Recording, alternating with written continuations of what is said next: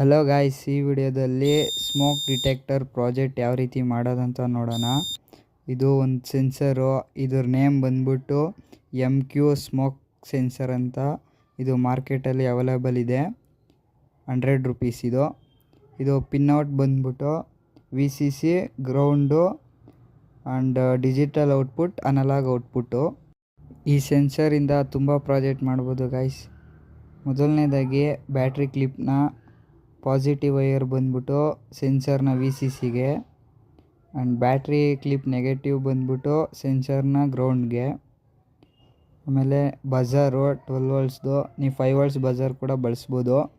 ಬಜಾರ್ನ positive ಬಂದು VCCಗೆ and negative ಬಂದು digital output 3ನೇ ಪಿನ್ಗೆ ಸಾಲ್ಡ್ರ್ ಮಾಡಬೇಕು.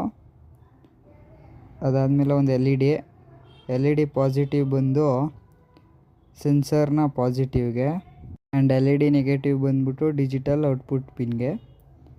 ಈಗ ಸರ್ಕ್ಯೂಟ್ ಆದರೆ ಕಂಪ್ಲೀಟ್ ಆಗಿದೆ, ನೀಟಾಗಿ ಸಾಲ್ಡ್ರ್ ಮಾಡಿದ್ದೀವಿ. ಸರ್ಕ್ಯೂಟ್ನ ನೀಟಾಗಿ ಕಾರ್ಬೋರ್ಡ್ ಮೇಲೆ ಸೆಟ್ ಮಾಡೋಣ. ಇದರಿಂದ ಔಟ್ಲುಕ್ ಚೆನ್ನಾಗಿ ಕಾಣುತ್ತೆ. ನೋಡಿ, ನೀಟಾಗಿ ಸೆಟಪ್ ಮಾಡಿದ್ದೀವೆಲ್ಲ. ಇಂಡಿಕೇಶನ್ ಲೈಟ್ ಕೂಡ ಆನ್ ಆಗಿದೆ ಸೆನ್ಸರ್ದು. ಈಗ ಟೆಸ್ಟ್ ಮಾಡೋಣ. ನೋಡಿ, ಸೆನ್ಸರು ಸ್ಮೋಕ್ನ ಡಿಟೆಕ್ಟ್ ಮಾಡಿದಾಗ ಲೈಟು ಮತ್ತು ಬಜಾರ್ ಆನ್ ಆಗುತ್ತೆ. Please subscribe guys. Thank you for watching.